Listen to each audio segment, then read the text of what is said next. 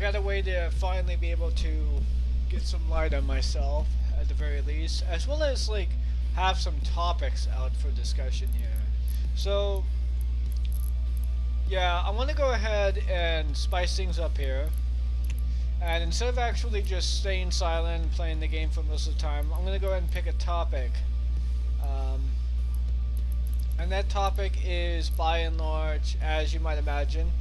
Sorry there, can't have you on me. Wish I could, but not right now.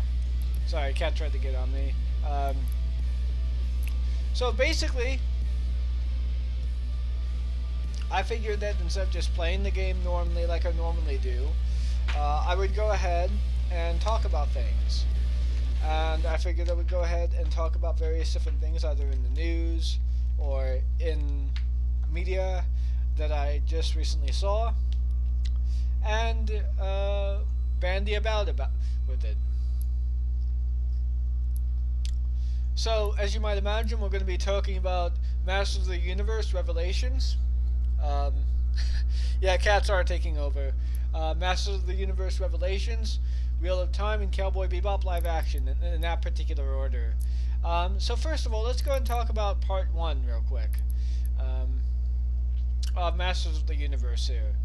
So, when it comes down to it, like, I know a lot of people have some problems with Masters of the Universe Revelations, particularly with part 1. And there are some problems that I have as well. Oh, by the way, this is going to be major spoilers throughout. However, that being said here, I think that there were certain things that were done pretty well, in all honesty. Like, Adam's design, for example. Like, it never really made any sense for me. Oh, I think I should go and get this out of the way. I never really watched the original run of Masters of the Universe. Primarily because, well, I think I'll go with the tutorials first because, you know, doing mouse and keyboard this time around, seeing how different it is. But yeah, I never really watched the original.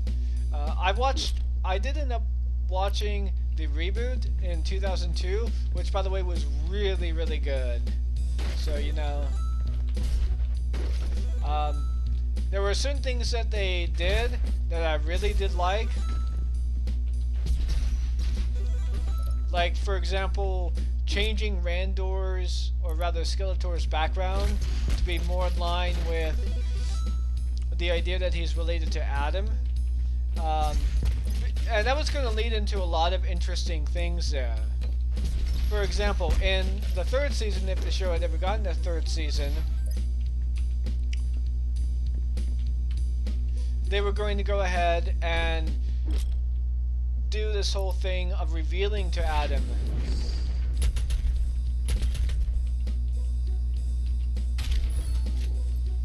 they were going to reveal to Adam that Keldor was his uncle. You know, as Skeletor was that person who, for the most part, just, like, had issues with the fact that he was given, you know, that his brother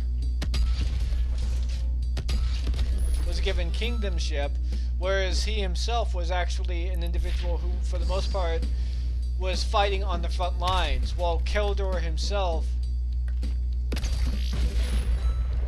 was what was the name of the king? What was the name of the king in the original Masters of the Universe? I forget. Hold on. Who was the king in Masters of the Universe? Oh yeah, Randor. My bad. I just remembered it. Didn't need to look it up. I just remembered it. Yeah, but yeah, Randor himself. Hold on. Oh, there we go. Yeah, but Randor himself was like a glorified bodyguard, or portrayed as such in many ways. And because of that fact, he was given, like, kingdomship over, well, over what was going on. And unfortunately, that drove Keldor completely fucking insane in such a way that more or less just made him want to revolt. It's like, why should I have to give up my position that I worked so hard to have, to give it up to my brother who only did like bodyguard work and only ever did guard duty basically. I think that makes a lot of sense, really. So yeah, while I wasn't really a fan of the original, I am in fact very much a fan of the 2002 reboot. So yeah, while that was a thing there, really, I can kind of understand why it is that other people didn't like it, because, you know, again, it apparently assuaged a lot of differences, changed some things. Like, one thing I definitely do know from the original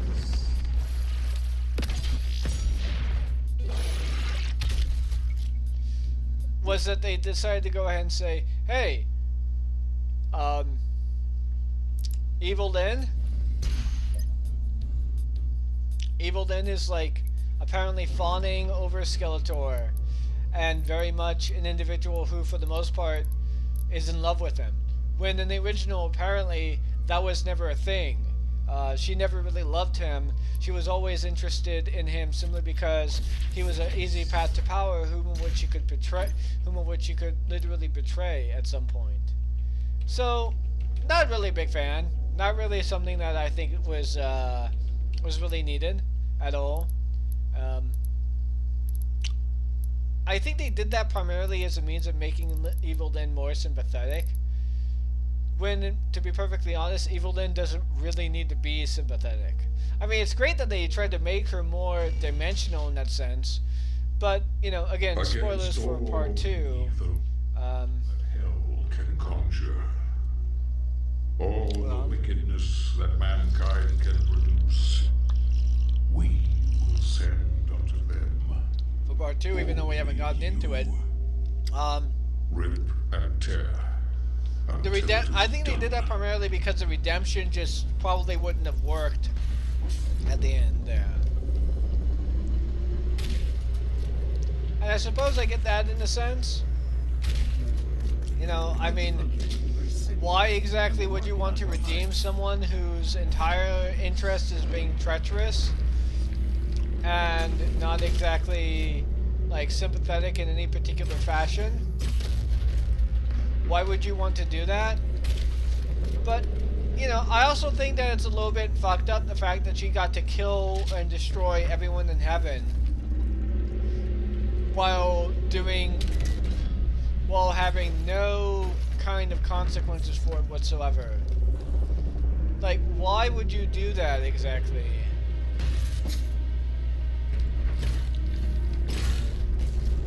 I just think it was unnecessary. But, you know, they would have had to obviously change the ending there, which is like, okay. I do kind of like what they did with Skeletor at the ending there. You know, made a little bit of a twist, but you know they're not going to get a second season out of this at all. Simply because of the reception was, like, just that bad. And in some cases, I think that they just went a little bit too hard into the whole, what was it, strong woman sort of thing, when initially they didn't really have to.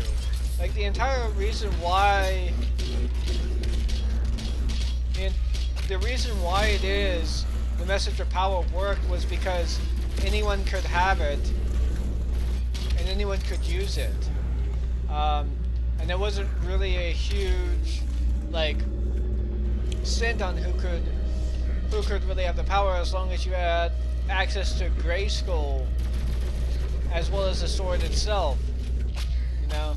But I do like the fact that, I don't know, they need to go ahead and explain why it was that Adam could call upon the power that he did, other than simply saying, hey, Adam could do it because he's a selfless individual. Well, that is great for the messaging, I guess, that the original sort of had, in which it made it seem like Adam was more powerful than Skeletor, not because he had the power, but because he was far more selfless, I guess. At least that's what I'm basing it upon, like, the 2002 reboot that sort of happened. I would imagine certain things probably carried over quite a bit better in that version rather than, well, the one that we got. So yeah, but you know, honestly, there are other things that I do have a huge issue with. Like for example, while the first episode was pretty good, they really soured.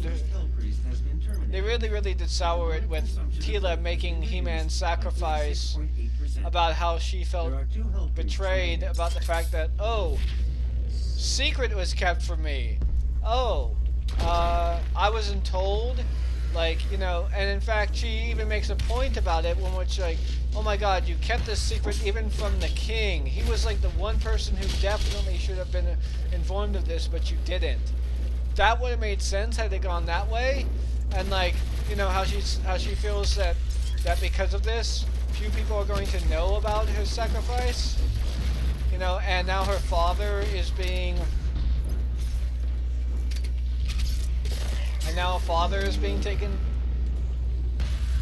made a scapegoat in this sense, rather than, you know, celebrating who Adam was. Instead, the king decides to go ahead and scapegoat Man-at-Arms, which I can kind of get, you know.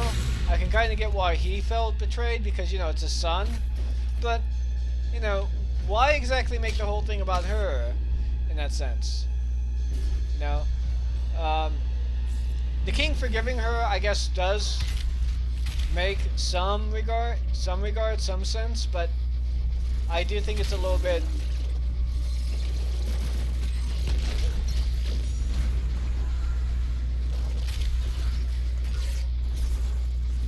Let's see here, what's that? How do I change out the mod again? So no, that's not it. Yeah, no, that's back one. So let me see here real quick. Okay.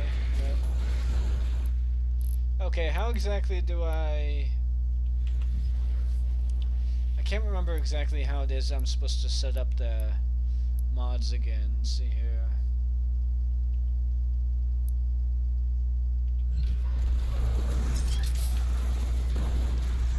Okay, no, that's the next weapon then. Fuck, I forgot how to do the mob thing. But yeah, so, oh yeah, queer baiting in the original, like, part 1 was a little bit weird.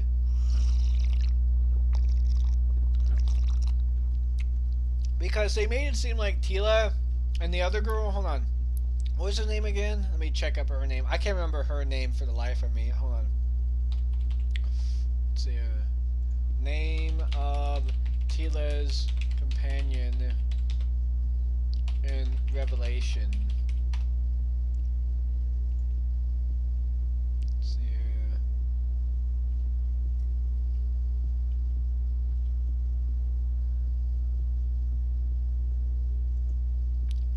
Sorry, let's go and go over this real quick. Let's see here, what was the name now?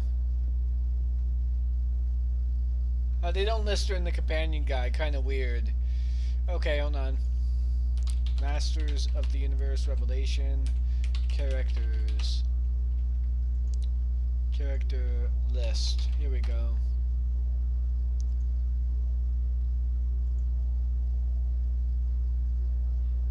Andra, that's her name. Okay. So, Andra, like, they seem to make her, or put it out there that she's, like, a couple, tied with Andra as a couple, but they don't really do anything with it, and then they pull back almost immediately from it. That is fucking weird in this day and age. So, you know, that is just fucking weird. Why exactly would you do that in this day and age? Let's see here. Change weapon. Weapon mod. Okay, yeah, it was F.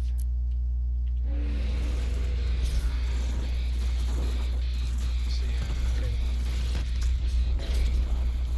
Trying to find. There we go.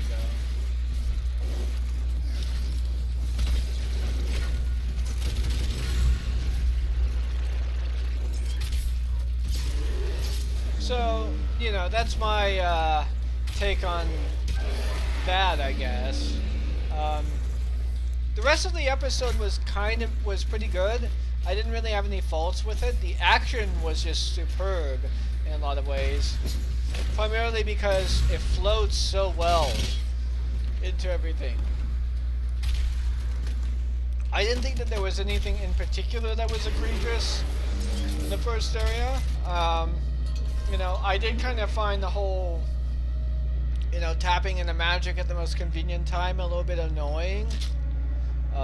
Primarily because I had this whole, like... Oh, wait, let's back up for a little bit real quick, because there is something I did find particularly egregious here, which was, why exactly would Tila not react to what was it, Triclops? Yeah, Triclops' whole thing of using technology. Why wouldn't she react to that? I mean, it just seems so... I don't know, it just seems a little bit out there. Primarily because, well, she defines her entire arc as being, hey, I'm trying to build a life away from magic. You know, I'm using technology. Technology is even better than magic.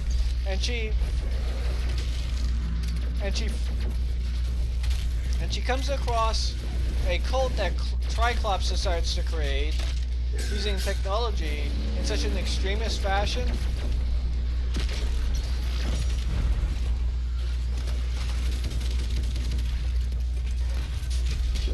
But she doesn't react at all. It doesn't make her go, huh, maybe technology replacing magic isn't such a good idea if it leads to that. Would have been fine. It would have been a perfectly fine thing to do in a sense. But nah, for some reason they got to go ahead and make her, I guess, into a not well-written character. God damn it. Fucking hell, shit.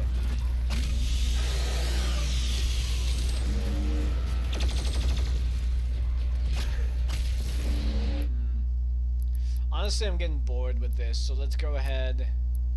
Return to campaign.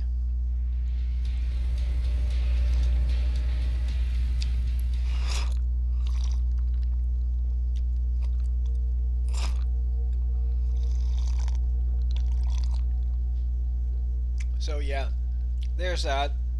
I would really prefer it if some of these people actually have some kind of, shall we say, some kind of an arc that actually makes any sense. Let's see what this is about. This is the Resistance Network, broadcasting live from inside the Arctic safe zone. There was a Slayer sighting on Phobos. Eyewitness reports say that he was spotted inside a command center and then proceeded to fight his way through the mortally challenged and onto the deck of the BFG-10K. This can't be confirmed, but many believe it was the Slayer himself who destroyed Mars in an attempt to stop the challenged from further advancing their position on Earth. We will post more information as it comes in. This is an ARC broadcast. Yeah. So, you know, I would just rather people actually be affected by what they see in the story rather than them experiencing, seeing it, and nothing happening to it. You know? So, yeah. But I guess beyond that, I don't really have that much of an issue with the show in part 1 and part 2. A lot of people, for some reason, are calling it She-Man in the Dykes of the Universe, which it's like, come on, seriously? Can you get any more direct with your fucking, like, just utter hatred of women in that regard? There's no reason for that. You know, people saying that the show should be about He-Man, I can kind of understand that. But I also think that people are going a little bit overboard with the whole, it should be about He-Man sort of ordeal. Because let's be perfectly honest, like, while I would like it to be about He-Man, having it also be about the other characters is a good thing. Because then we get more of an understanding of where they're coming from. So yeah. But part 1, I thought was pretty good. Those minor discrepancies aside here. I know my opinion is somewhat of a minority one. But hey, it is what it is. Part 2, on the other hand,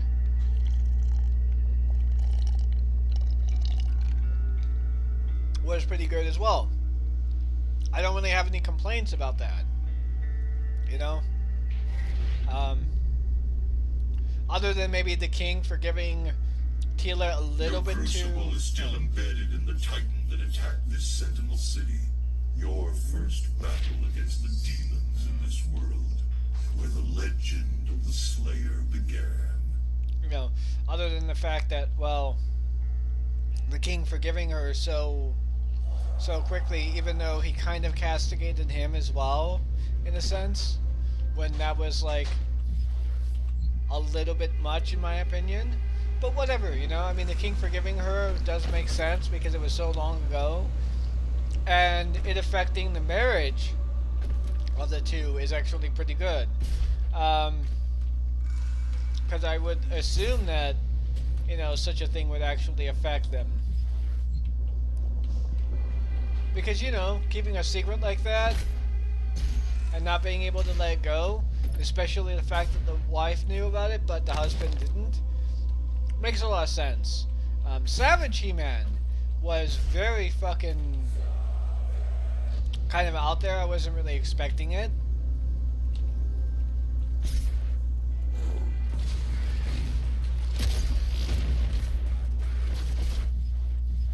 Hold on.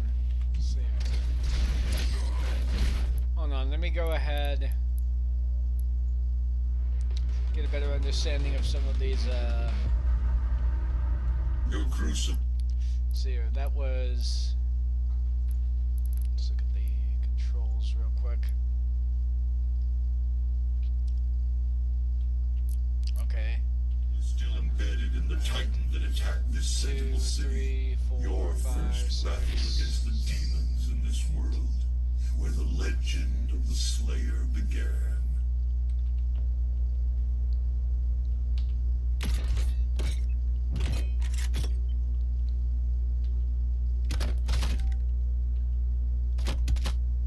Okay.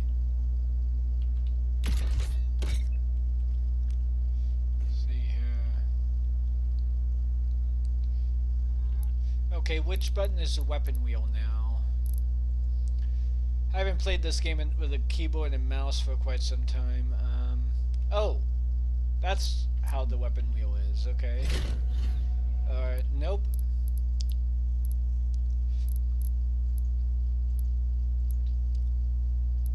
Let's see here real quick. Yeah.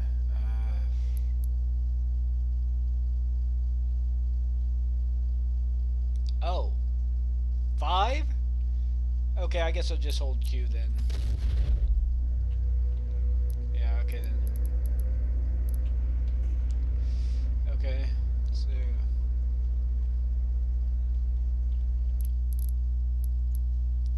Let's go ahead and change that key real quick.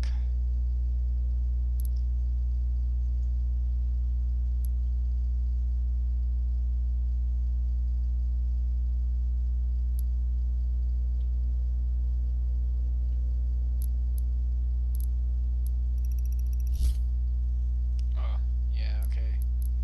So,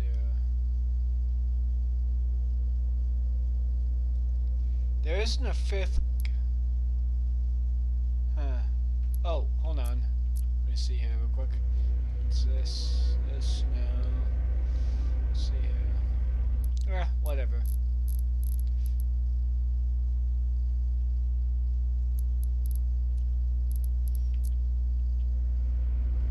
I'll just press Q if I need to do that then. So, yep.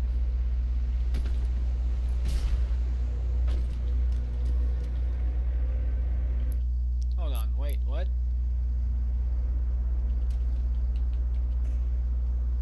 Oh.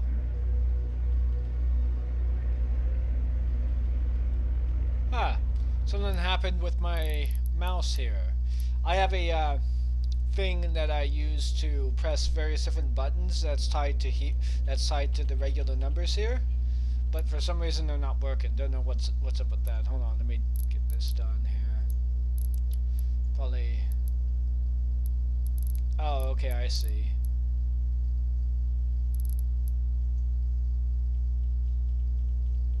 Huh.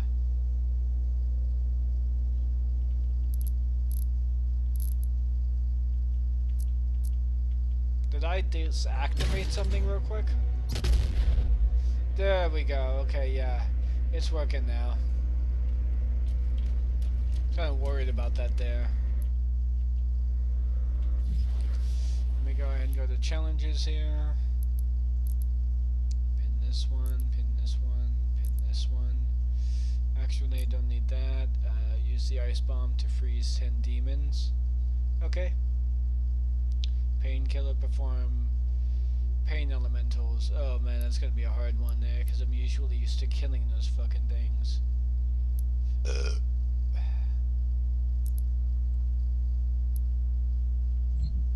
Okay. So yeah, all in all, there's not really much to say beyond that. I'll probably go into more detail with my review here, but I don't really think that there's...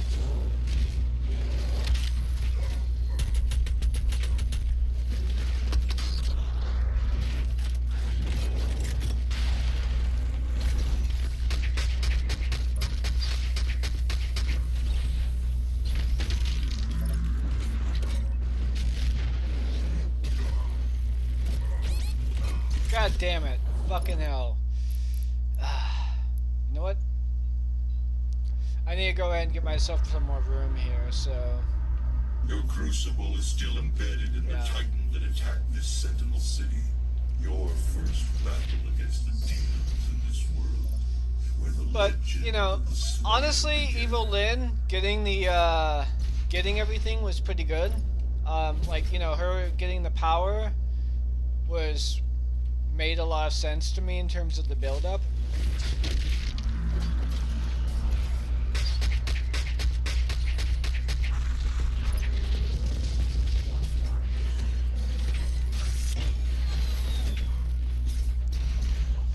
God damn.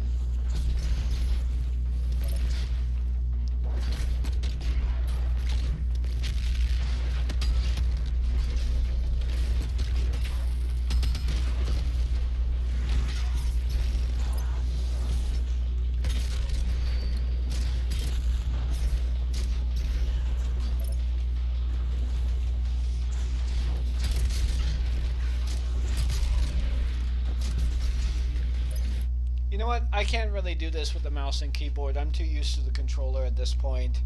So, going back to that, unfortunately. But whatever. Yeah. So, with that out of the way, I guess, with my limited thoughts on that, let's talk a little bit about the Wheel of Time here. Now, the Wheel of Time is not a book series I'm at all familiar with. Alright? I'll be perfectly honest. Wheel of Time, don't really know that much about it. I think I read like half of the first volume. I don't really remember much beyond the monster descriptions and how they were portrayed.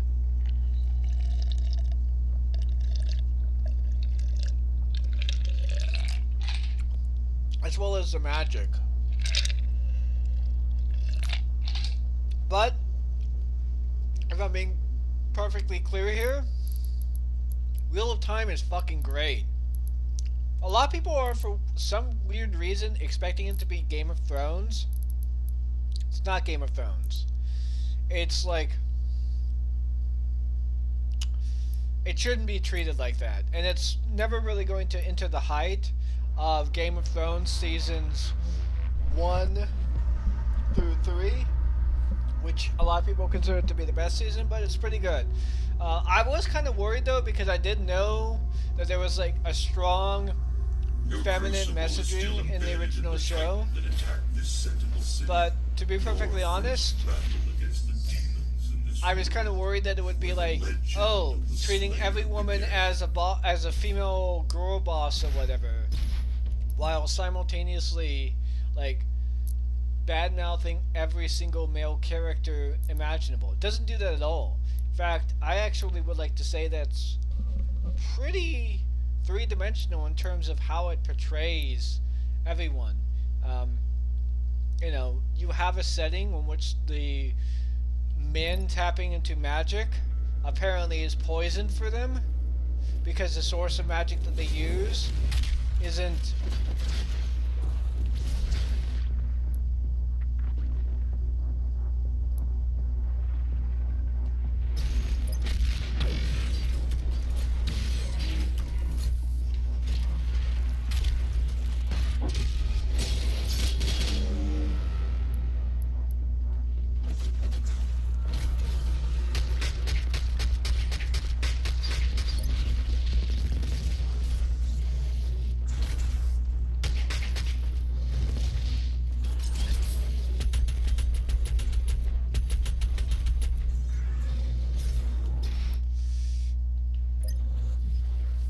But if I'm being perfectly honest, a lot of it's really good.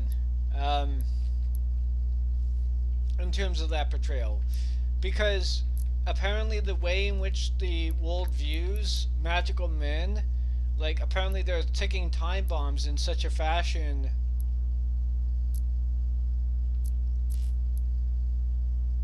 Alright. Okay, I already have that there. So, you know, but they're viewed as ticking time bombs to one which they may end up going mad. Or a lot of them probably will, except for maybe the dragon. Which it's even hinted at that even the dragon is this guy who constantly gets reincarnated into both men and women. Let's see here, hold on. He's doing a single deploy 10 times without overheating. Okay.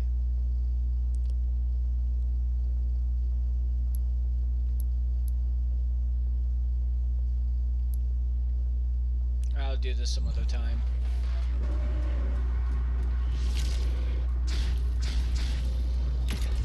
Ah, there we go, yep. And, you know, the way in which that they're portrayed, the Aes Sedai is portrayed, is that they are viewed as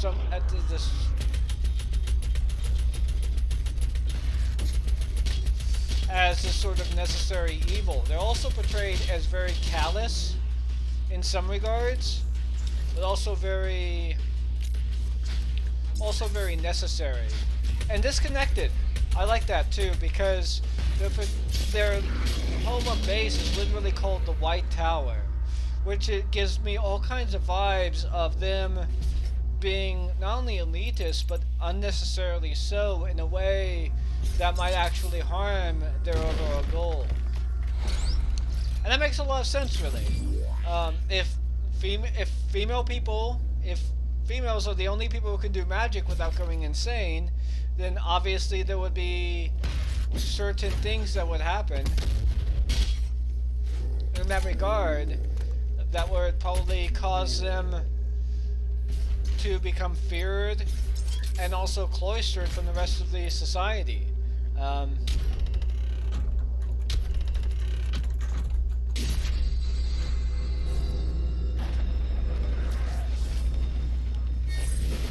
Great.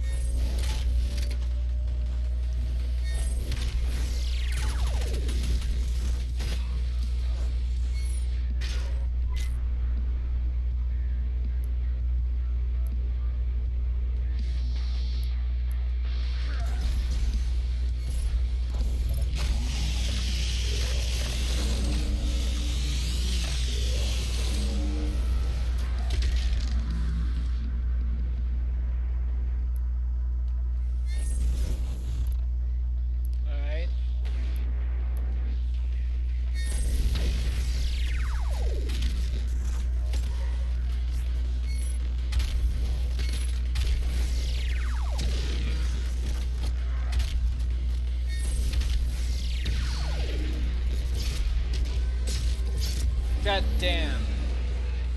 You guys more than annoying. Probably be a hell to deal with if I, hell. Probably be a hell to deal with. The city would have been lost had it not been for the arrival of the sun. Ah.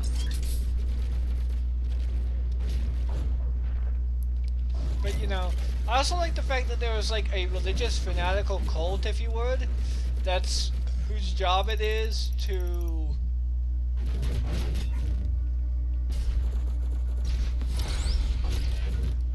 apparently their job is to go around killing anyone and everyone who has the ability to display magic, specifically that of women. and apparently they have like a huge hatred of women. Uh, I get, and they're an all male order, by the way. That's another thing that is particularly interesting about them. And I say it's interesting because, well, if men can't do magic and only women can, and this was like done to them thousands of years ago, what kind of effect would that have? It would probably create an Inquisition sort of style set of characters, if you would, you know? Come on.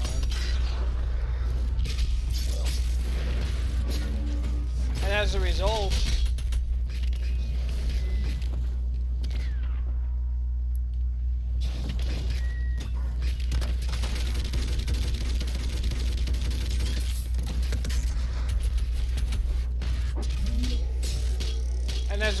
not only would this particular order be on the hunt or lookout for anyone who can demonstrate magic, but also be incredibly brutal in that fashion.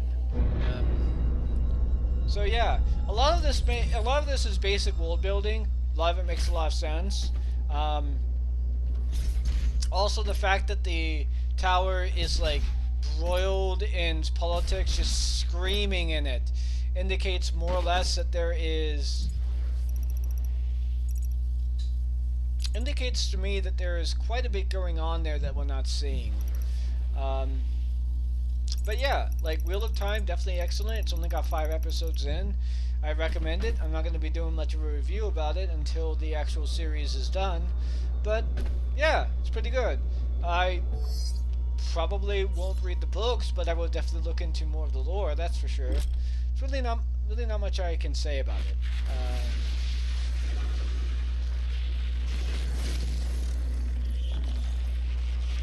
Okay, so I've got to go ahead and get rid of the arch file as fast as possible then. Okay. So yeah. As far as Cowboy Bebop, well, I've said in other episodes that I've said in other areas that I don't really have much.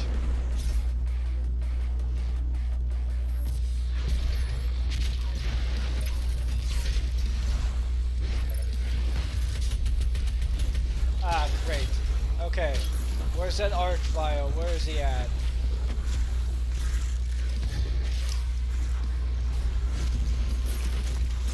Where's the arch file?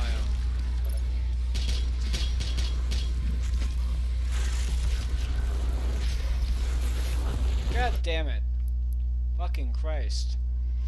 So yeah, with Cowboy Bebop, well, as I say, I've been sort of gathering my thoughts here and there.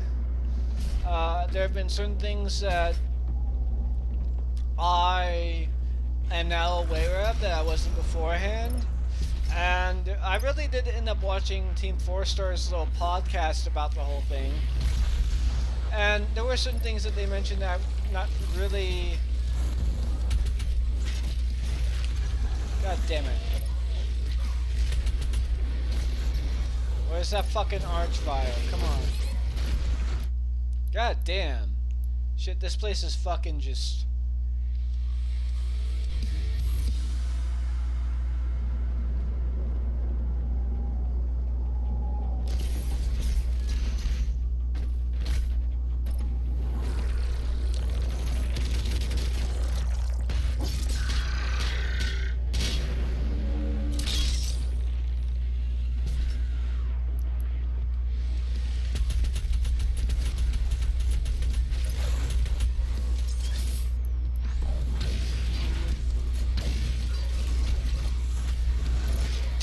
God damn, I keep getting cornered. Shit.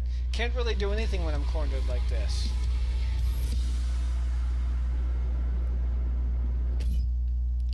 Oh wait, 2 Praetor Suit tokens upgrades? Weapon upgrades?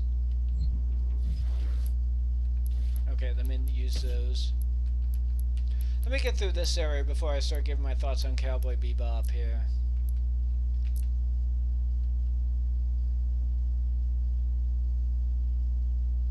Oh wait, I see what they're doing. I see what it is now, okay.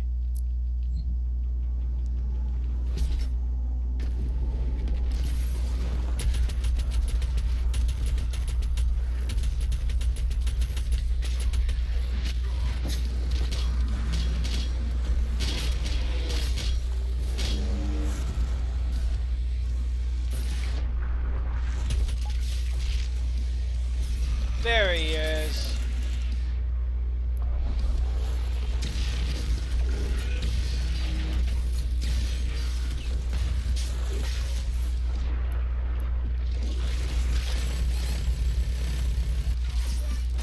God damn it. Fucking hell. I can't do anything like that.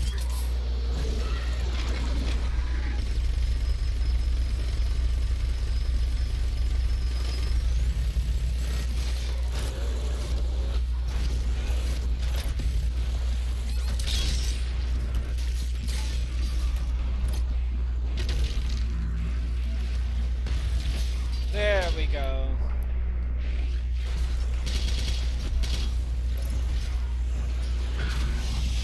Some ammo back here.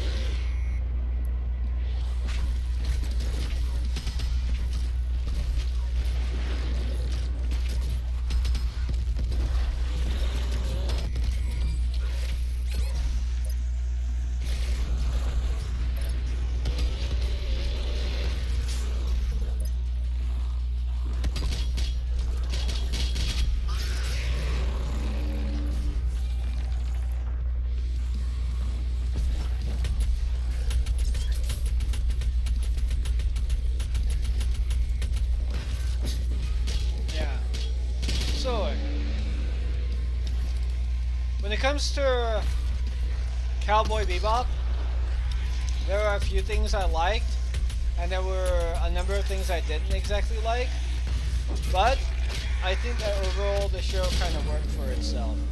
There are a number of people who, for whatever weird reason... All your strength, all that rage, and you couldn't save this world from itself. But this time Earth will be different.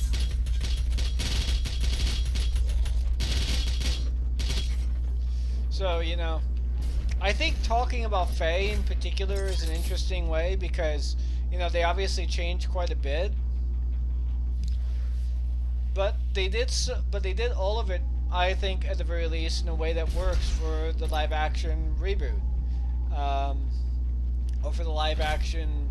Or I guess you'd call it a reboot. I mean, for all intents and purposes, there's so much that they changed, you might as well just refer to it as its own version. So... let me see here real quick. Ah.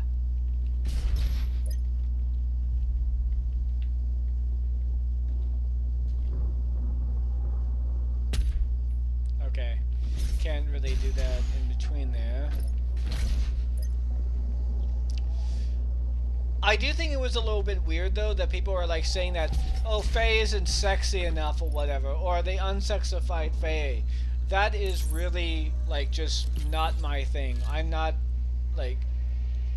I think that they did fine with it. The thing I was annoyed with though was the fact that they decided to go ahead and make it so that way Faye is bisexual in the most gratuitous way possible. I mean, okay, yeah, sure. You made Faye into someone who I guess is lesbian or bisexual, but you do it in a way in which you introduce a mechanic who flirts with her, gratuitously I might add, and it's like the next scene they have sex. Why was that done?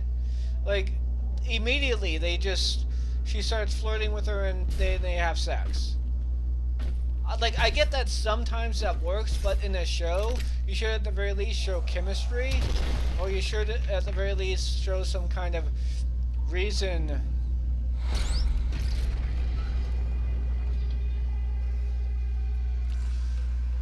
You should show some kind of reasoning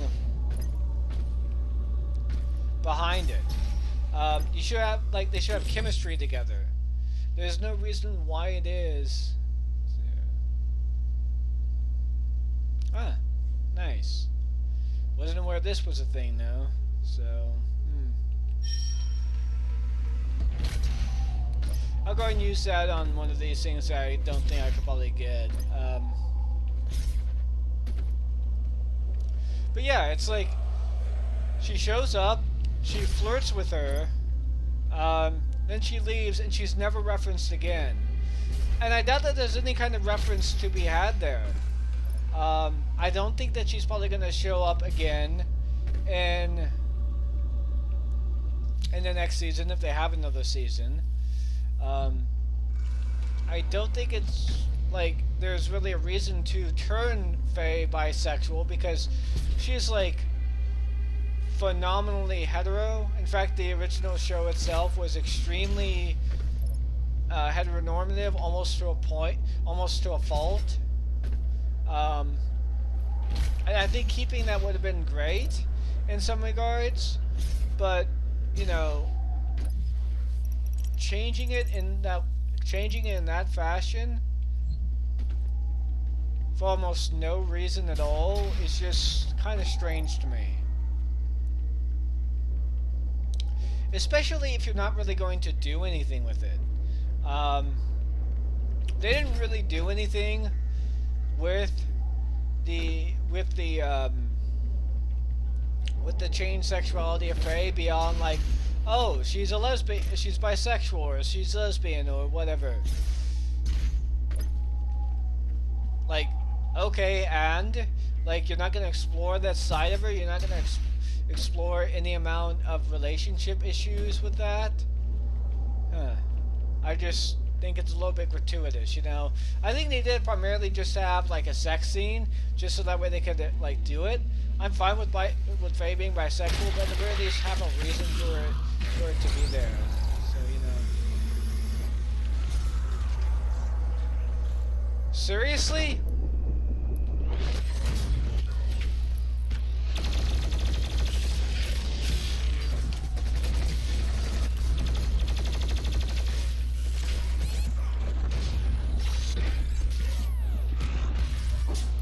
What the fuck? Holy shit, I got knocked around so goddamn much. Shit. Yeah, I'm not taking that there, so.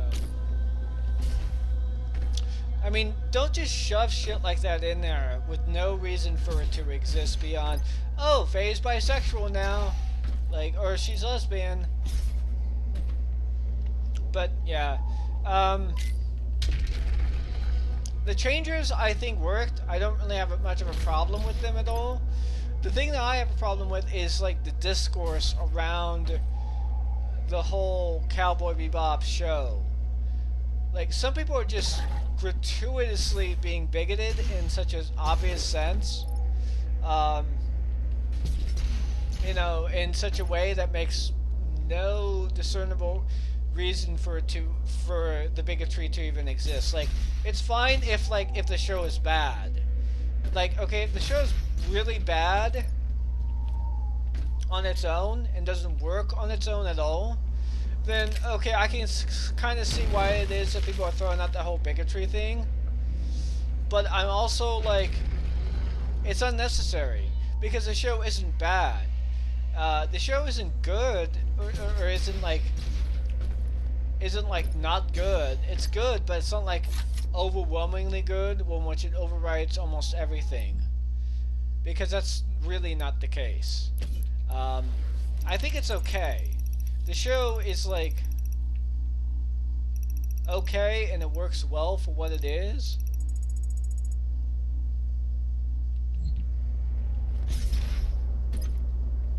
Oh, okay, that's what it is. That's what I'm supposed to do there.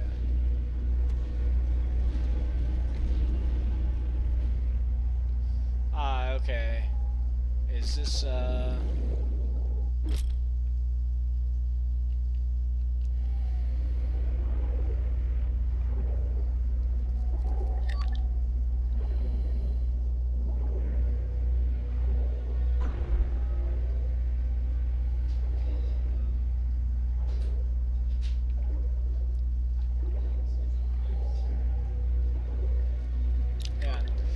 But for all intents and purposes, like, you know, if the bigotry was coming out of a place that was a bad show, then that might actually make some sense. But it's not really coming from that place. It's just coming from the place of, oh, the show was different, therefore it's bad. Like, no, that's not a reason to dislike the show. That's not like a reason to throw out any kind of form of bigotry in that regard.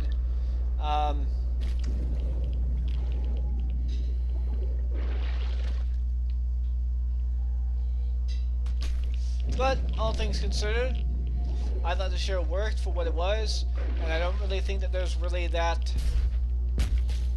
I don't really think there's that much of a reason to gratuitously hate on it, the way in which some people are.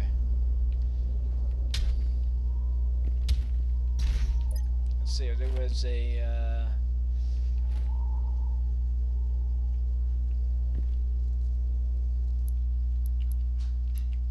Let's do another here real quick, because I think I may have messed up here.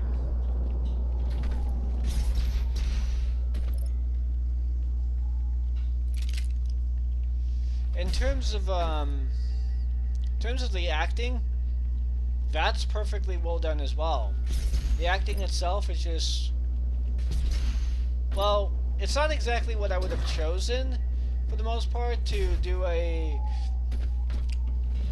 it all, but I think that each actor did fine with what they had, and each actor pretty much portrayed their part relatively well.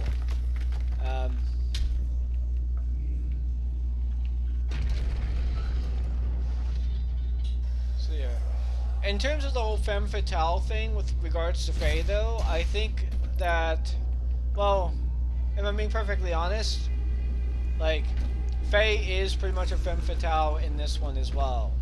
She's just not, she just doesn't have that sort of femme fatale body look. I get that people say that there was a lot of originality about her design.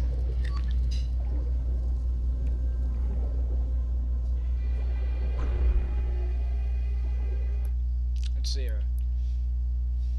Some people say that there was a lot of originality about her design, but in all honesty, I found out apparently the only reason why it is that she was designed the way in which she was because that the creator was mandated to draw her that way. Let's see here. There's no... Yeah, there's nothing about that there. So, yep. So it's entirely possible that she may have gotten a completely different design had the creator been allowed to, well, be creative. And that kind of does irk me. Like, I would rather Faye be depicted how the creator wants her to be depicted, rather than how studios think is, like, the most popular at the time. But yeah.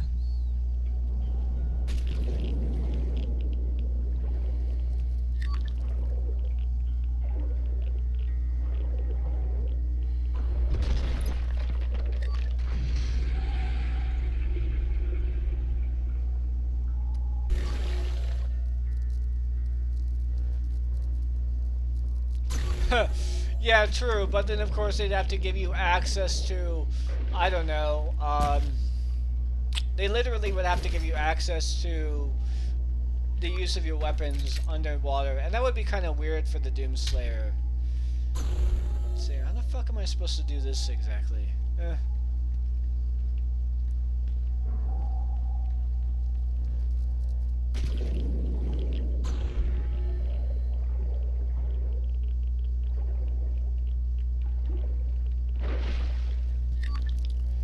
So, you know, so yeah, I don't really care about Faye's design. I care more about her character. As a character, she did work well in this regard, but I also think that there was a little bit of something lost to her by changing the background. Even though I do think that the background itself was pretty see. Is that what I'm supposed to do? Yeah, I guess that's what I was supposed to do there. I think the background change does work, although I kind of like the fact that Faye was somewhat of a misanthrope in that she didn't like men because she had an extreme distrust of them because one of them got her into such massive amounts of debt. And I can see why it is that people were a little bit annoyed with that change. But I also can kind of agree with some people that in the sense that it was that making her be so how do I put it? Oh yeah, okay. Basically the idea is that making her so chummy with the person that took advantage of her and stole all of her shit is like really fucking weird. It's really like it's basically got, oh, I'm friends with my abuser sort of vibe or whatever. That's like, you never be friends with your abuser. And I get that maybe making the abuser not an abuser, I can kind of understand that particular frame of reference. Like, you know, oh, you thought that I was abusive, but I really wasn't. I was actually only doing this to get out of other shit that I was involved with, and and abusing you was the only way in which to get out of that. Like, you know, but I'm a really good person at heart. I was just forced into a shitty situation. That would be a lot better. But, you know, it wasn't played off in that fashion. It really wasn't. So, as a result, I think it just didn't work for me. Let's see here. How am I supposed to get through here?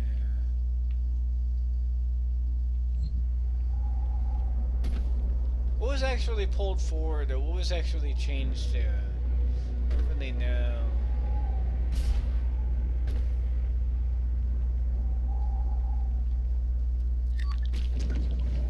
Oh!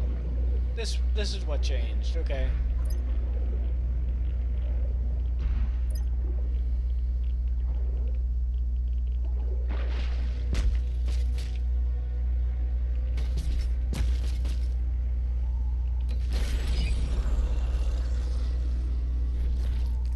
God damn it. That your hatred for the demons gave the people of Argentin more hope, as it does now on Earth.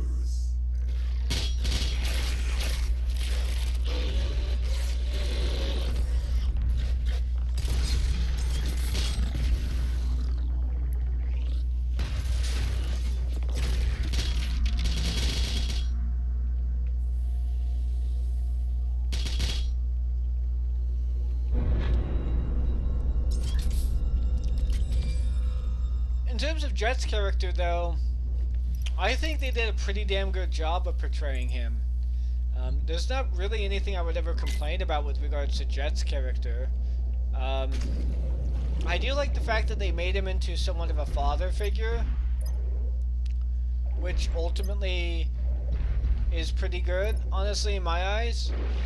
But, you know, if I'm being perfectly honest, I kind of like the fact that Jet was so obsessed with his job and a workaholic, and in a sense had this flaw, this controlling flaw in the nature of him, one which he like literally would not even allow his original girlfriend to really be her own independent self, in which he felt trapped.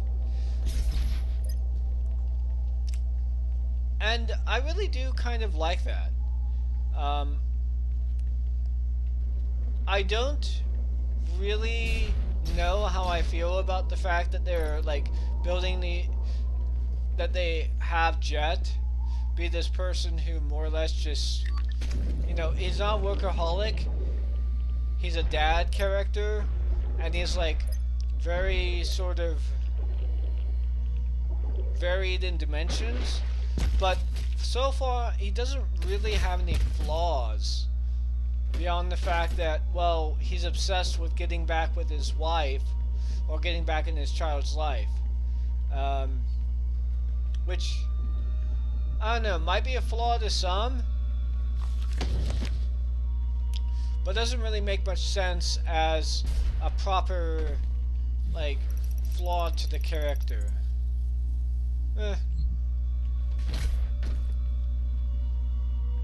So yeah.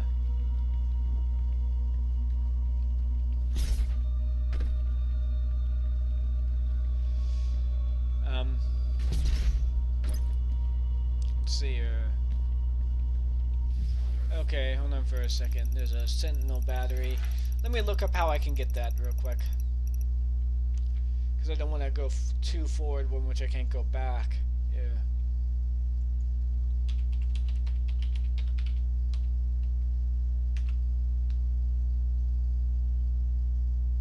Let's see here. Doom Slayer. Doom Eternal.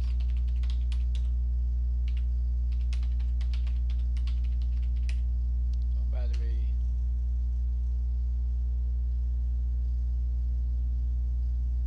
Let's see, what level am I on again? I forget.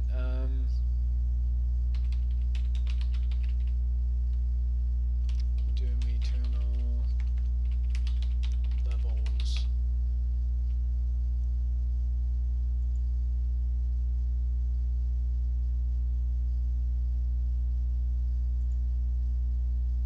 Let's see here.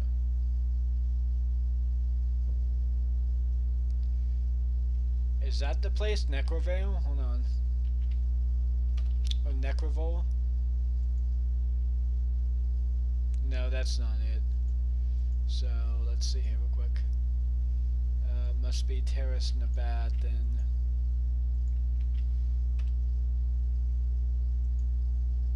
Yeah, it's Terrace Nabat, so yeah. Okay, so Terrace Nabat. But yeah, there's really not much I have to say on that at the moment because I'm saving all, like, a lot of my other thoughts. Hold on. I'm saving a lot of my other thoughts for a review proper of the show. I'm probably going to go ahead and review both Masters of the Universe Revelation and let's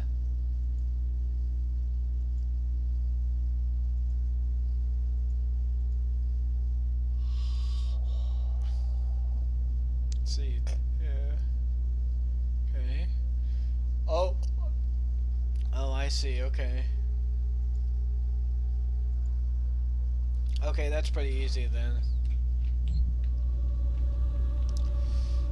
I'm definitely going to be reviewing Cowboy Bebop, that's for sure. At the very least to contrast it with the original. Masters of the Universe, I'm just going to go ahead and write down my thoughts and, you know, I mean, watch it again, write down my thoughts.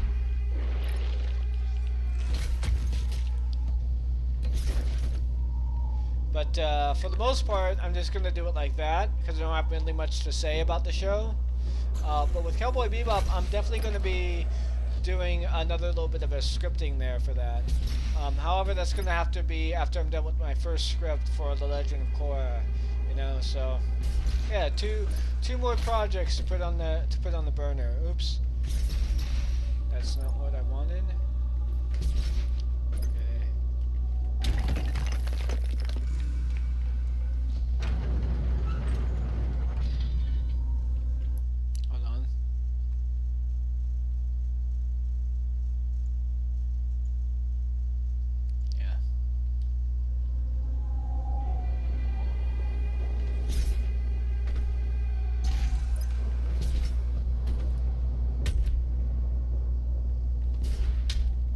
See.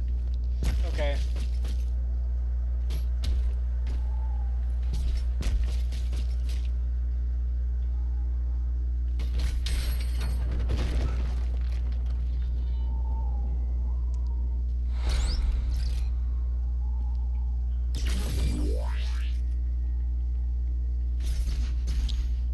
Yeah.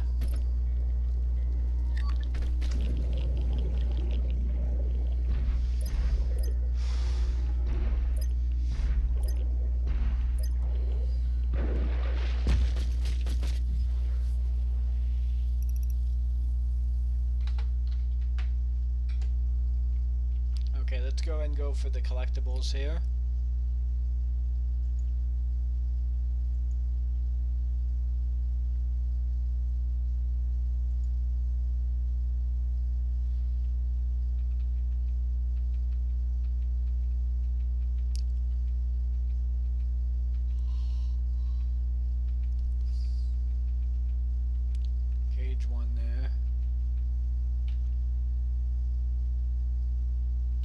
Wait.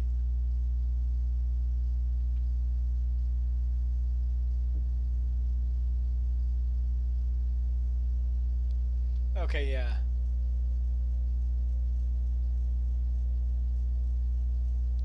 Okay, I see.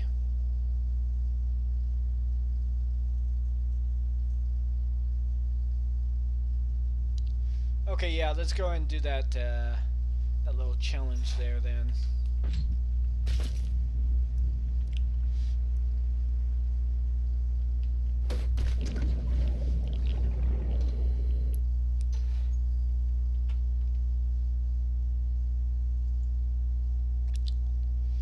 But at any rate, let's check out the chat here real quick. Yeah, you still there, Autistic Beaver? Nope, no one's there, just me. Guess I'm going to be talking to myself for the moment.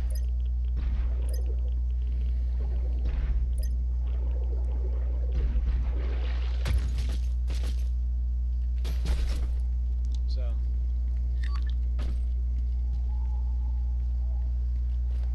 I guess I'll start doing more video projects rather than live streaming. Okay, you're still here. It showed that you weren't a participant in there. Not too sure why. I guess I don't know. I guess the chat kind of works in a weird way. But yeah, have you seen Wheel of Time by any chance? Like, what are your thoughts on it? And if you have, like, kind of wondering what any issues you might have with it, particularly if you've read the books.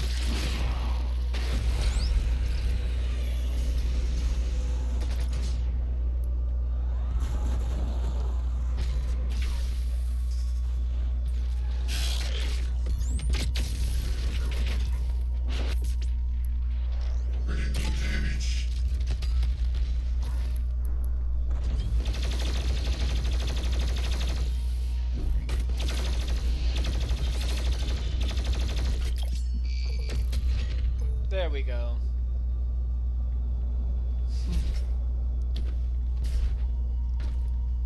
Yeah.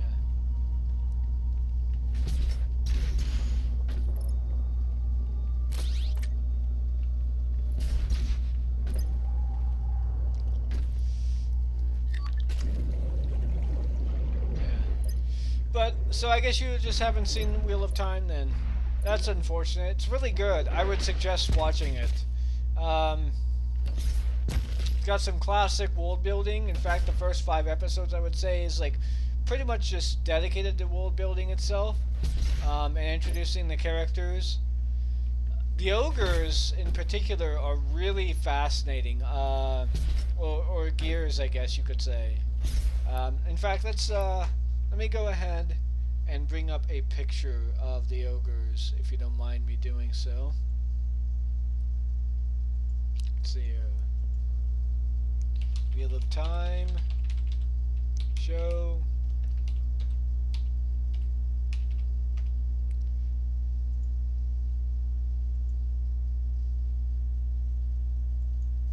Ogre.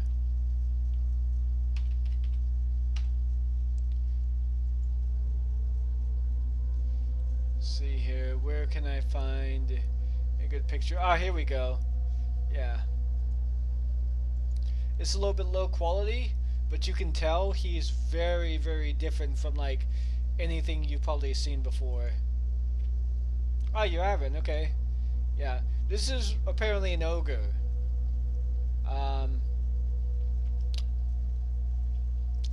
Yeah. Like, kind of different from what I would have expected. Looks kind of human, but at the same time not quite. And his mannerisms is very different. Here, let me go ahead and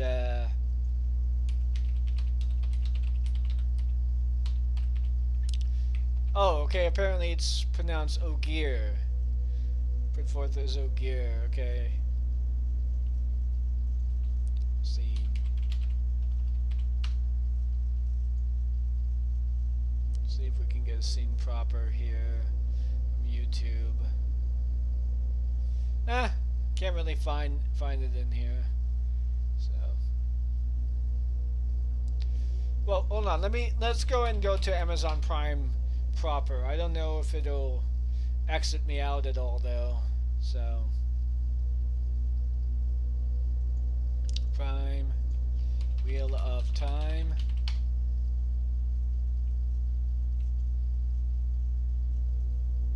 Let's see here. It was, yeah, it was episode 5 when which it's was shown. So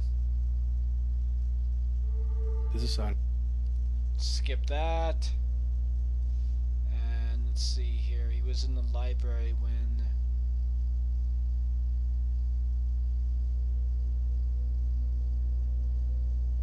Let's see here. Here we go.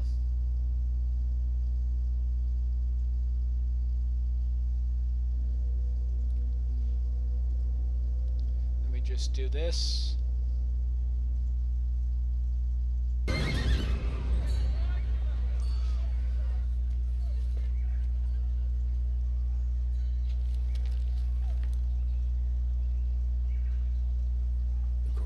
Cycle. Oh, I didn't even hear you come in. Stay back. Oh dear, you humans are very excitable. My first day in Tarvalon, I could not believe the uproar. Children cried, women screamed, and a mob chased me all the way across the city waving knives. I'm afraid I was almost Oh, huh. It doesn't want to pick it up. I'm noticing on there that it's just not picking anything up. Huh.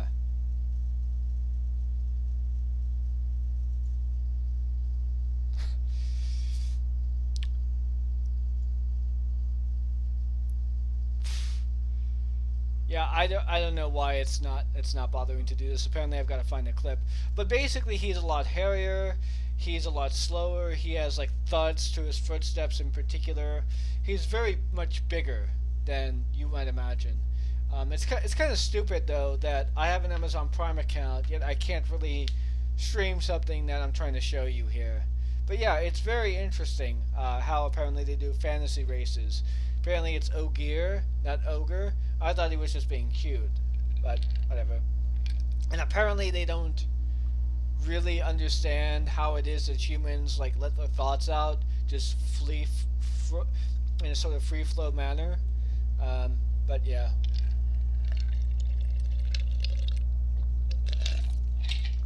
But anyways, oh, hold on, nope, not what I want. So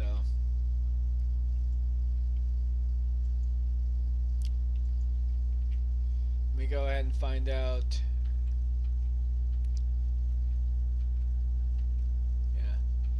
But, you know, there was a bit of worry that I had in the fact that they would go full-on misinterest with the show, because apparently there is a pro-feminist, not pro-feminist, pro-female messaging to the actual show, which makes a lot of sense given the setting as well as how the lore sort of sets everything up. But if I'm being perfectly honest, like, does it very well. Okay, yeah, that's where it's at then.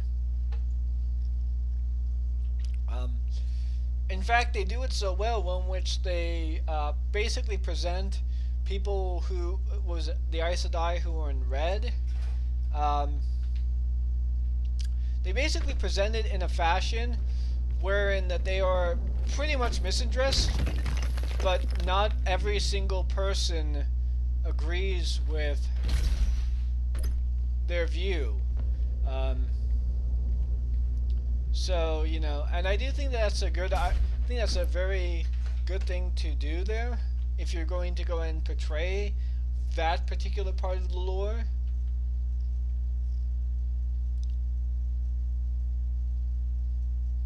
Ah, okay.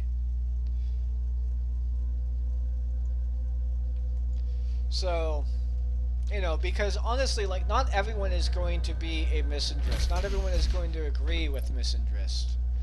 So,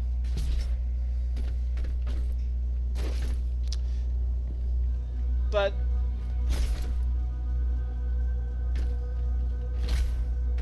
you know, I don't know who is complaining about this. I'm pretty sure that there's going to be a number of people who are, but I'm probably not going to listen to them. Primarily because, well, anyone who's probably going to complain about Wheel of Time, the show, on those grounds, is probably not going to be very, well, intelligent at all. So, all in all, it's a great show. I definitely recommend it.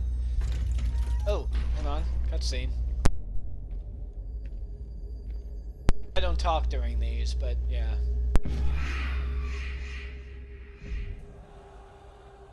We must move. Quickly. There are those who would seek to stop this. I offer you a gift. Take it.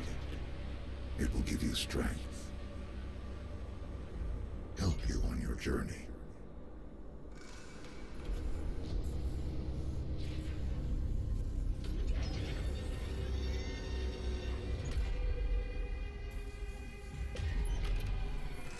And now, they will fear you.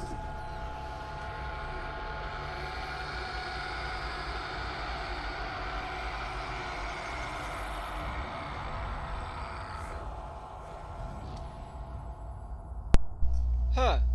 Interesting. So, looks like this might have actually been Doom Guy from the original.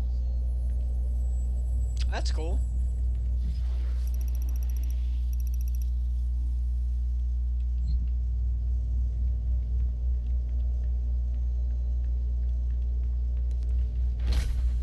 Yeah.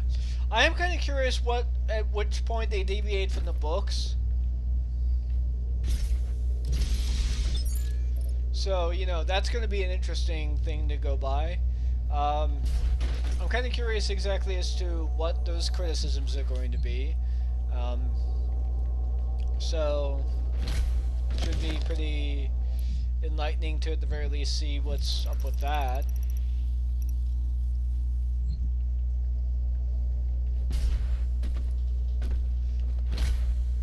But yeah, I do. If you don't want to get a Prime account, by the way, I do recommend torrenting it. I don't care. Like, if you want to torrent something, you're going to torrent something.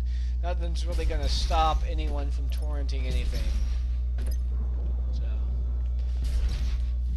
I like filling out the map there, so. It's my ADHD, or obsessive compulsive disorder, if you want to call it that. By the way, I'm not diagnosed with that. It's just like something I recognize as a little bit like that's a thing that other people have. So, let's see.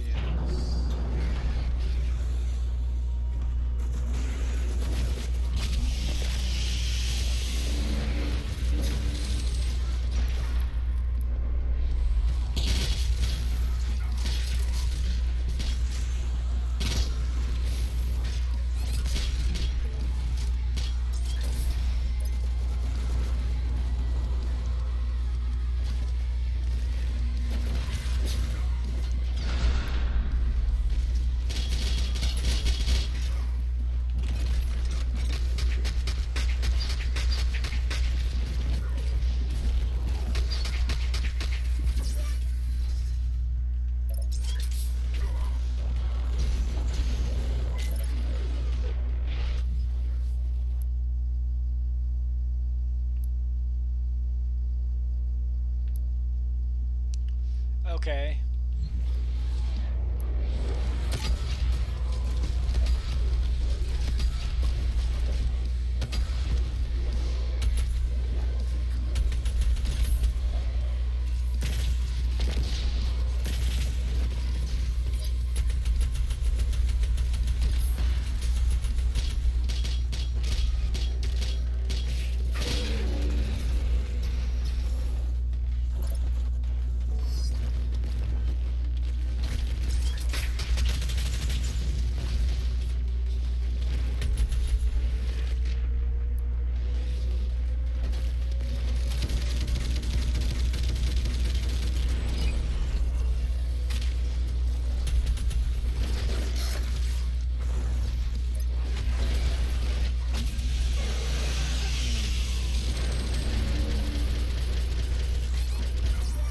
God damn it.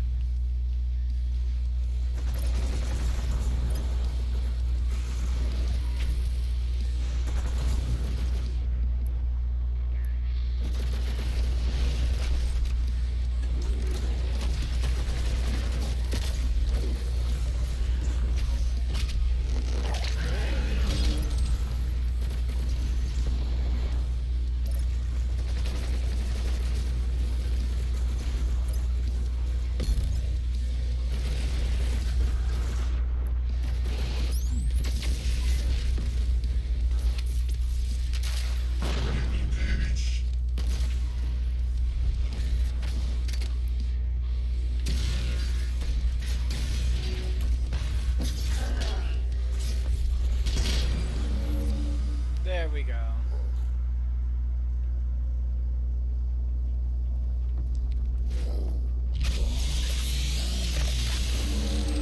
Most complaints about woke media are a little bit exaggerated, if I'm being perfectly honest.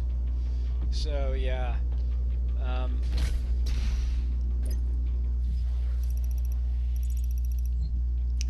But, yeah. That is somewhat of a thing, though, unfortunately. Like, there are a lot of media that is being made to, like, pander to a specific sort of crowd. I'll call them woke scolds, basically, because if I'm being perfectly honest, no one really likes them other than other woke scolds. But there's a little bit of an exaggeration as to how much that is done. Like, what was it? I think there was a claim that, oh, the Ghost in the Shell reboot or whatever, the Ghost in the Shell live action was done in that fashion. Which it's like, no, it wasn't really done in that fashion at all. Like, you are completely misrepresenting that. So, okay, here we go.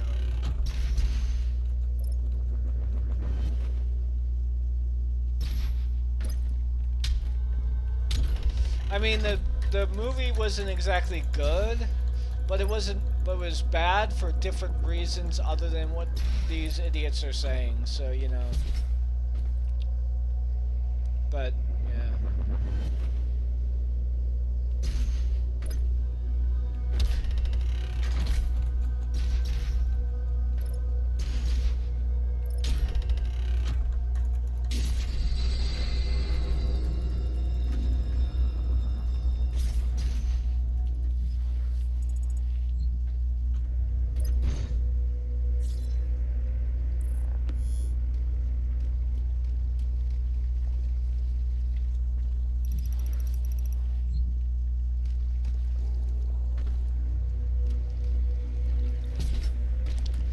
I honestly wish the BFG actually I honestly wish I could go ahead and get ammo for the BFG outside of the whole, you know, outside of it lying on the ground in the original, because honestly, it's a little bit boring to have the BFG as a gun and only be able to use it in certain areas in which you get ammo. That's kind of a problem that I have, but eh.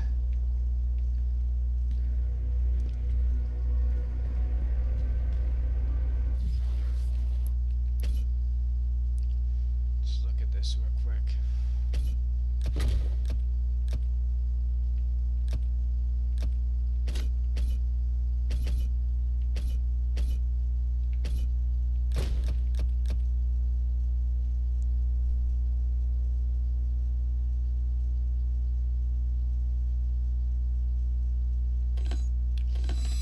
Yeah, let's go with that one then.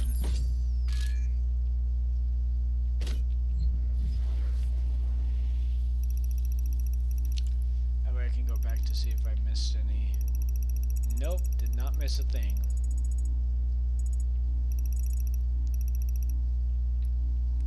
Oh, nice. I get to see where all the BFG ammo is, too. That's cool. I like that.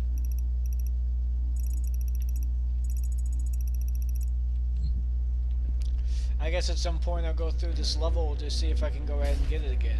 So, yeah.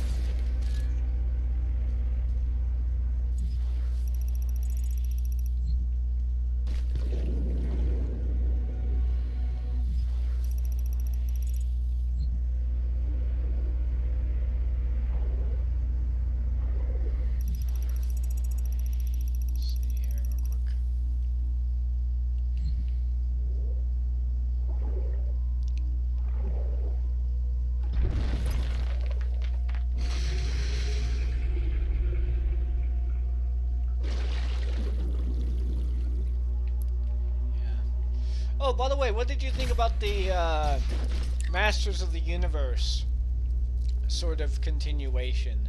I say sort of because clearly Kevin Smith changed a few things that were not representative of it being an original.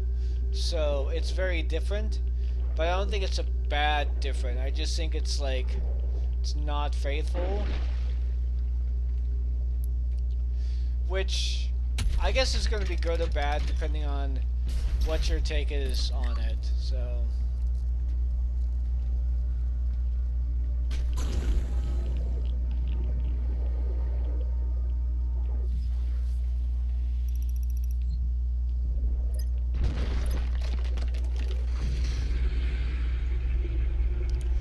yeah, they did.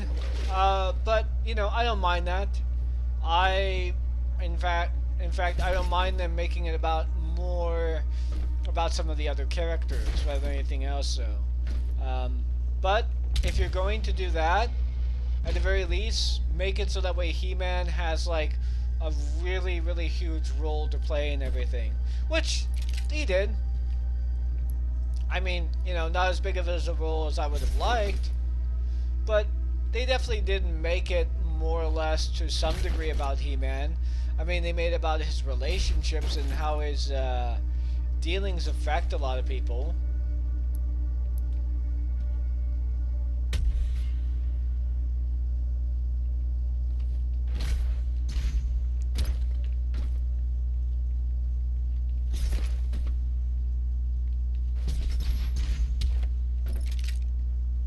So, and I definitely do recommend watching it, by the way. There are a few moments that are like, WTF, why is this person being like this?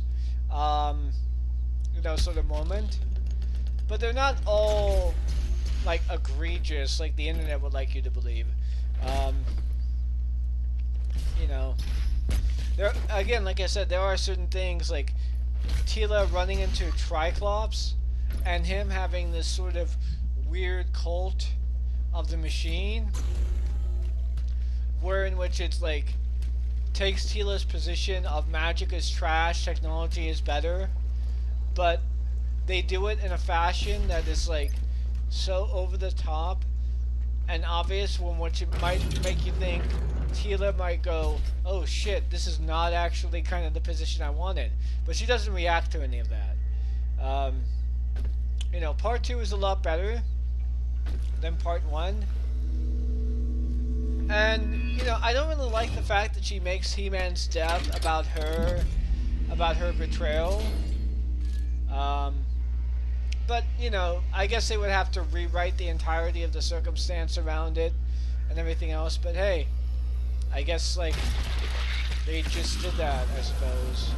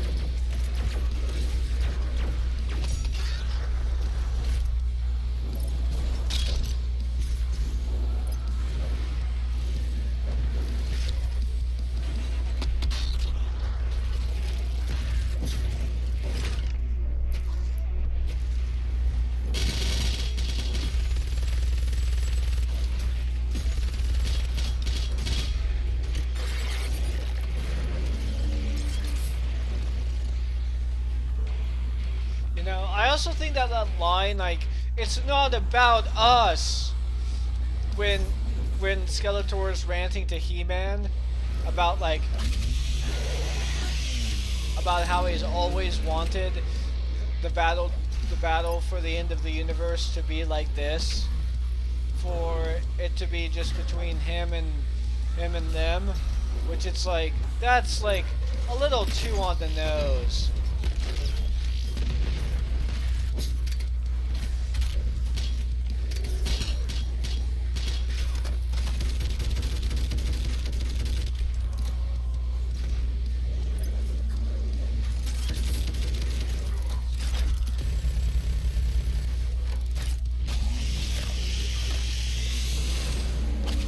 I mean, I get that they wanted to make the show more about the rest of the Masters, you know, but they could have done that without making the show so obviously about...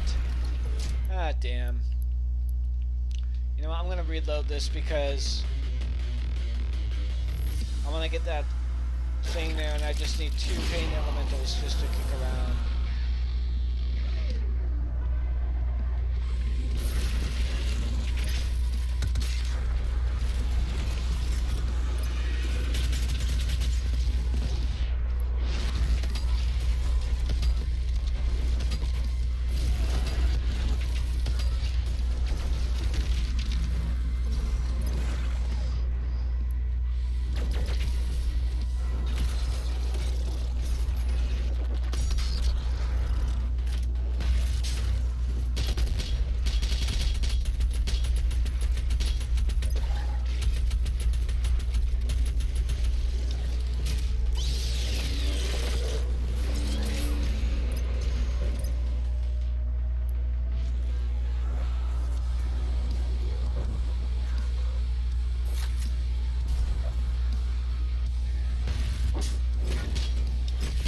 God damn. I was hoping to have that be a big grouping.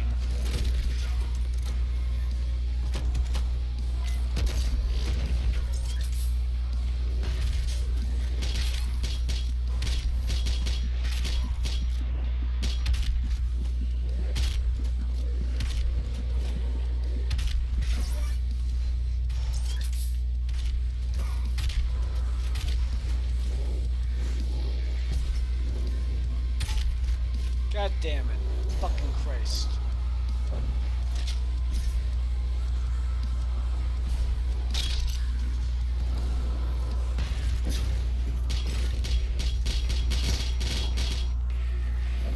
You know, but also not to mention, it's a little bit strange that their choice to make it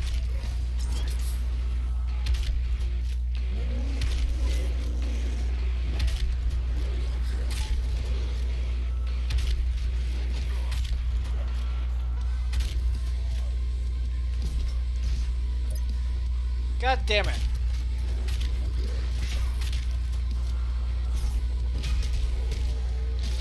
There we go, okay.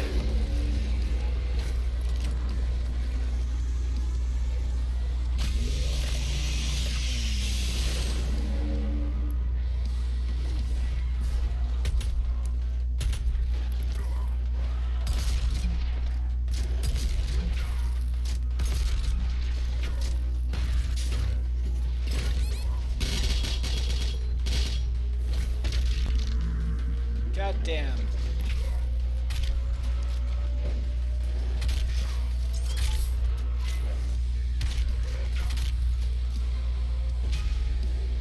And there we go.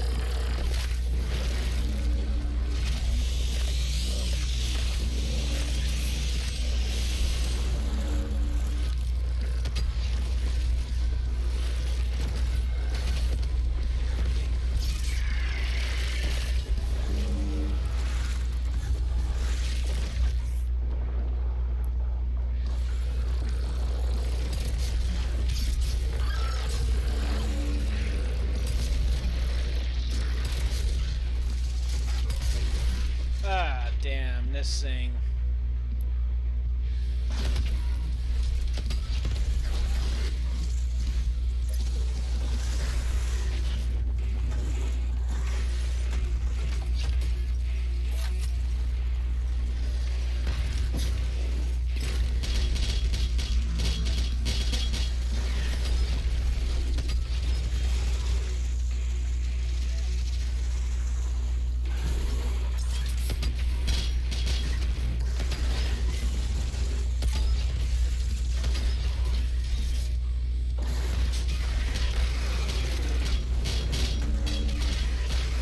There we go.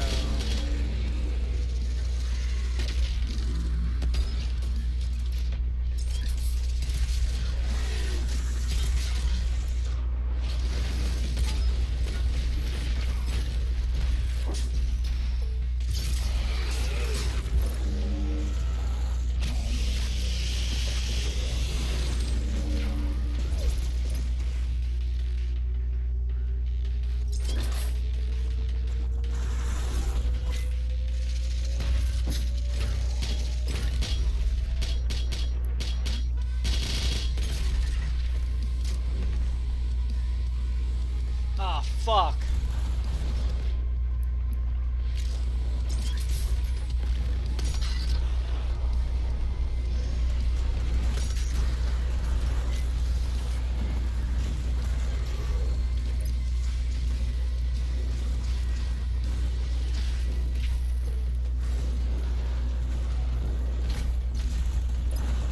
Gonna wait until that little thing charges back up again.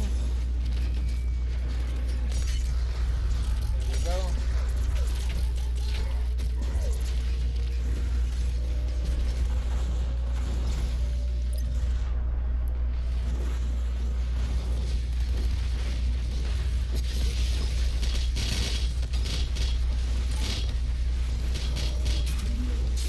There we go.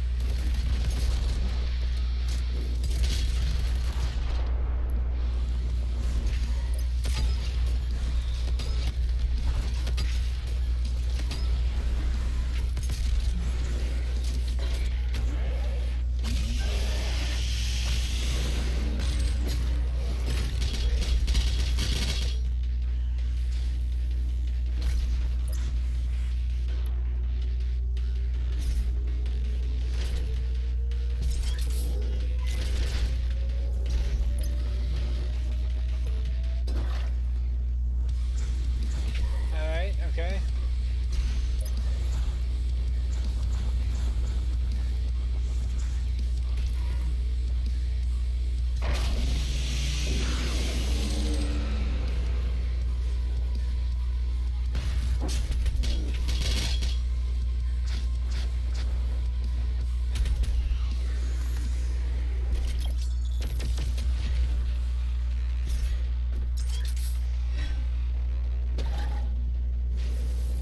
There we go.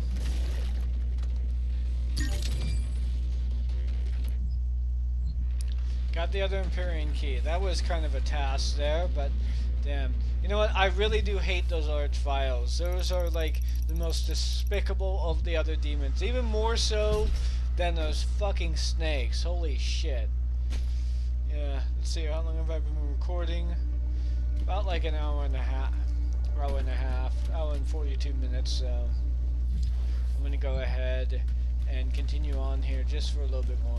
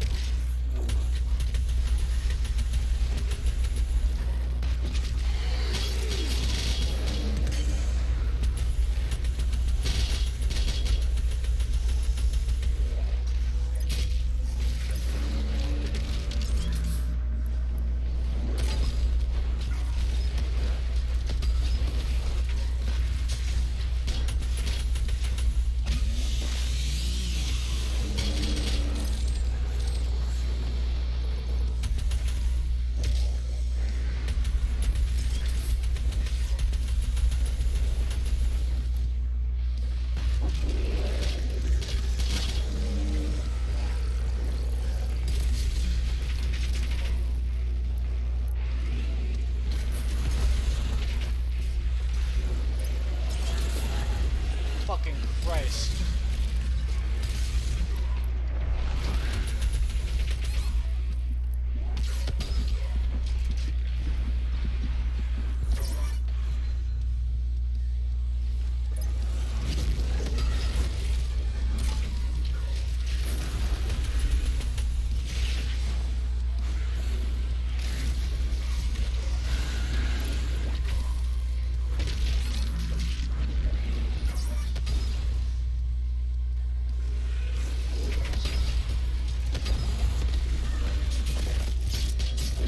Fuck you! Shit. I gotta deal with all their summon shit.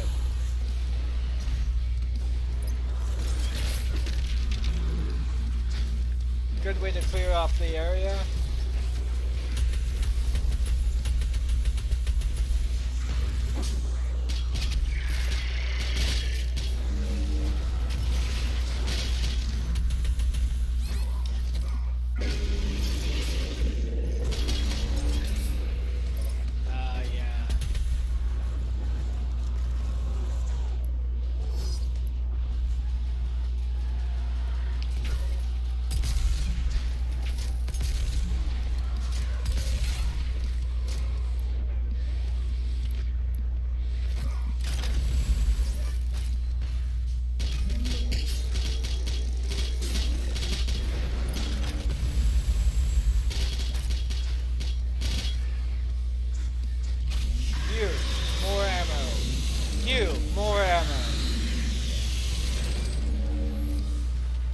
God damn.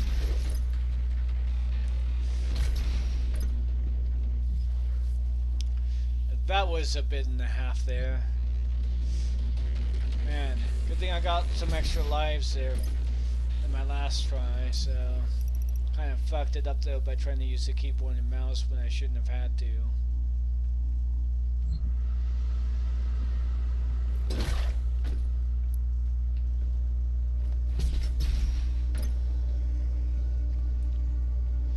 Okay.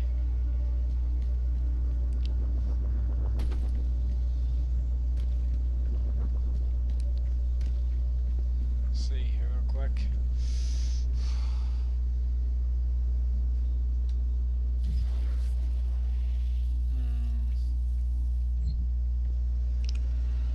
There's that. So I should probably go ahead and look for... Actually, you know what? Fuck it. I'm just gonna go ahead and use the guide there. Probably up for just this reason anyway, so...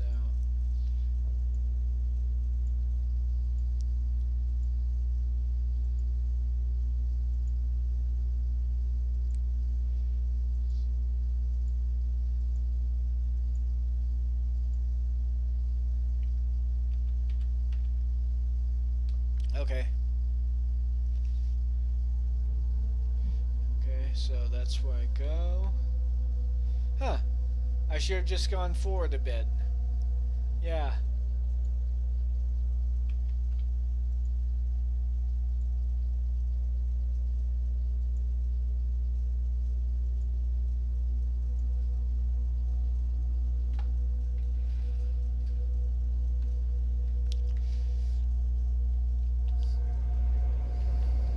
Not really. I like exploring open world games quite a bit. In fact, I actually find most of the secrets on my own. It's just with this, I don't want to go any further without, you know, having to go back, because having to go back would be a bit of a bitch to do, so...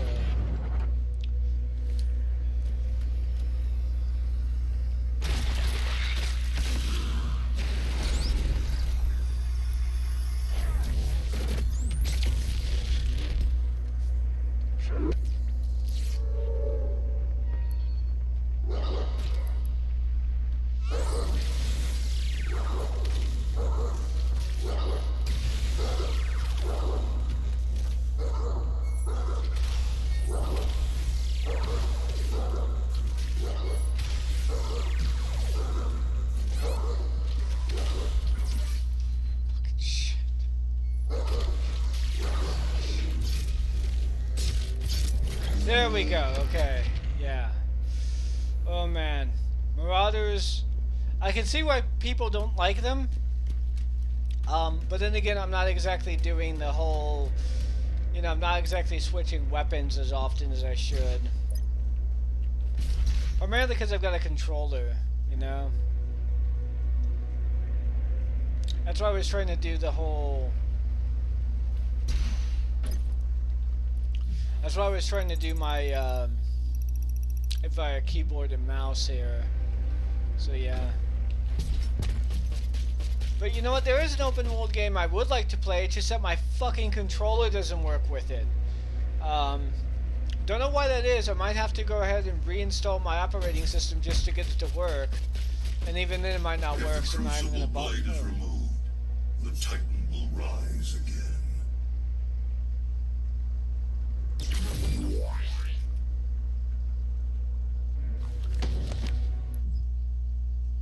You know, I primarily use my controller more so than most because I can't really use a keyboard and mouse for a long period of time.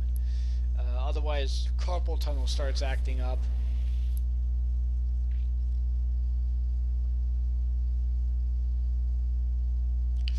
So, let me see here. Let's go challenges real quick.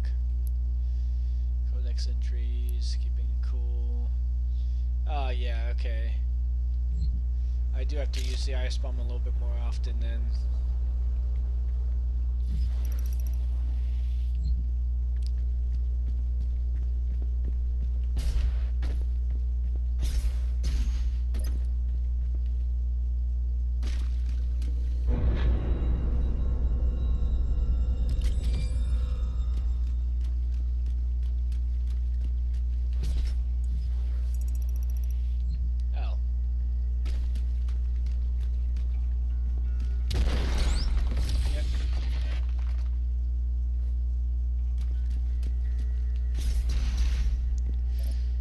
That being said, I only really complete like games 100% wise if I really like them.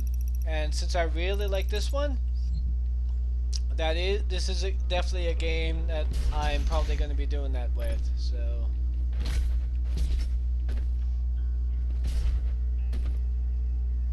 okay.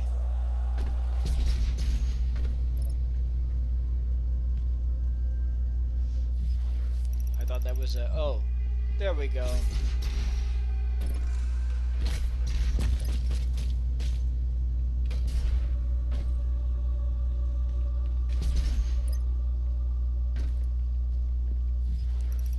Make sure that there's nothing over here. Ah.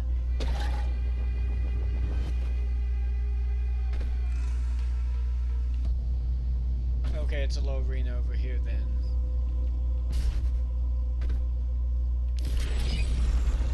The game, by the way, oh. Hold on.